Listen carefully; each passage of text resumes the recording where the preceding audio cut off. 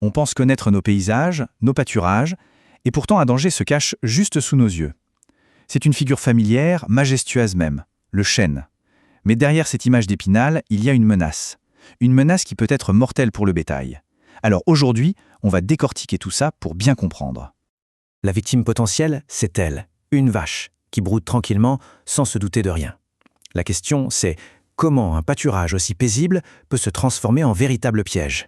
C'est ce qu'on va voir.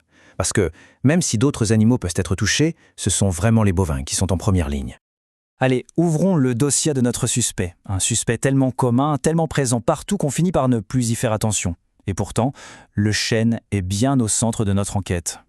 Passons à l'arme du crime. C'est un point crucial. Ce n'est pas l'arme en lui-même, dans sa totalité, qui est dangereux. Non, la menace, elle vient de composés chimiques bien spécifiques qu'il contient. Et voilà le coupable numéro 1, les tanins. Pour être plus précis, les gallotanins. Une fois qu'un bovin en ingère, son propre métabolisme va les transformer en véritables poisons. Des cytotoxines, c'est-à-dire des substances qui attaquent et détruisent les cellules de ses organes vitaux. Et voici en quelque sorte le schéma technique de l'arme. Ces structures moléculaires, les gallotanines et les phénols, ce sont eux les agents toxiques. C'est une menace purement chimique, invisible à l'œil nu, mais absolument redoutable. Attention, cette arme n'est pas chargée de la même façon sur tout l'arbre. La concentration de toxines est bien plus forte dans certaines parties. On parle des bourgeons au printemps, des toutes jeunes feuilles et bien sûr, des glands. C'est là que le danger est à son maximum. Bon, maintenant qu'on a le suspect et l'arme, il faut qu'on s'intéresse au mode opératoire. Dans quelles conditions et à quel moment est-ce que l'intoxication se produit? Le timing, c'est la clé. Il y a 2 périodes vraiment critiques dans l'année. D'abord, le printemps, entre mars et mai, au moment où les bourgeons et les jeunes feuilles, qui sont gorgées de tanins, font leur apparition.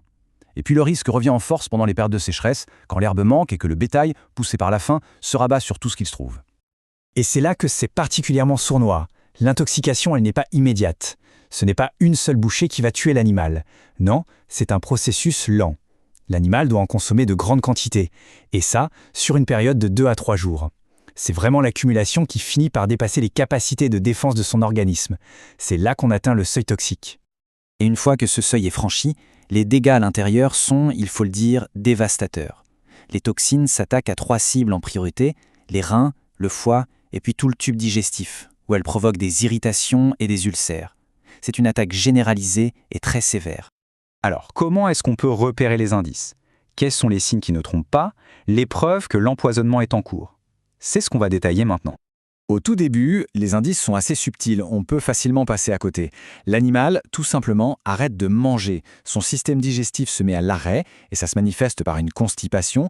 Ces premiers signes sont vraiment un mauvais présage. Et puis, c'est le tournant dramatique. La constipation va laisser place au symptôme le plus caractéristique et le plus alarmant, une diarrhée noire qui a l'aspect du goudron. Cette couleur, elle a une explication terrible. Elle signale des hémorragies internes graves. À ce stade, les dommages sont déjà très avancés. D'autres preuves physiques viennent s'ajouter au tableau. Le museau devient sec, craquelé, c'est un signe de déshydratation. L'animal se met à uriner très fréquemment, ce qui trahit l'atteinte des reins. Et son pouce s'accélère, mais il devient très faible, ce qui montre un état de choc. On voit bien que l'état général de l'animal s'effondre. Le pronostic, malheureusement, est très sombre. Une fois que les organes vitaux sont touchés, il n'y a pas d'antidote, pas de traitement miracle. L'issue est donc souvent fatale. Et il faut être particulièrement vigilant avec les jeunes veaux qui sont beaucoup plus sensibles et qui peuvent succomber encore plus vite. Puisqu'on ne peut pas guérir, toute la stratégie va reposer sur une seule chose. La seule ligne de défense qui fonctionne, c'est d'empêcher le drame avant même qu'il ne commence. En un mot, la prévention. Cette citation, elle nous donne la clé de tout. Un bovin ne mange pas du chêne par goût. Il le fait par nécessité, par famine quand il n'y a rien d'autre à manger, ou parfois par curiosité, souvent quand son régime manque de fibres.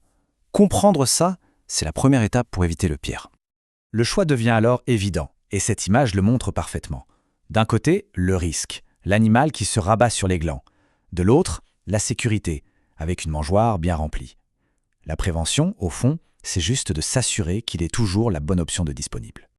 La stratégie est donc assez simple et très concrète. Il faut fournir du foin ou des compléments en quantité suffisante pour que les animaux n'aient jamais faim. Et ça, c'est particulièrement crucial pendant ces fameuses périodes à risque, le printemps et les sécheresses. C'est vraiment la seule façon de protéger efficacement le troupeau. Allez, pour résumer l'essentiel de ce dossier, la cause, c'est la consommation massive de parties toxiques du chêne. La cible principale, ce sont les bovins, avec une vulnérabilité accrue pour les veaux. Le signe clé à retenir, c'est cette terrible diarrhée noire qui suit une constipation. Les organes visés sont les reins et le foie. Et l'action numéro 1, c'est la prévention, grâce à une alimentation complémentaire au bon moment. Finalement, cette histoire du chêne nous le montre bien. Les menaces les plus sérieuses sont souvent les plus silencieuses, celles auxquelles on ne pense pas.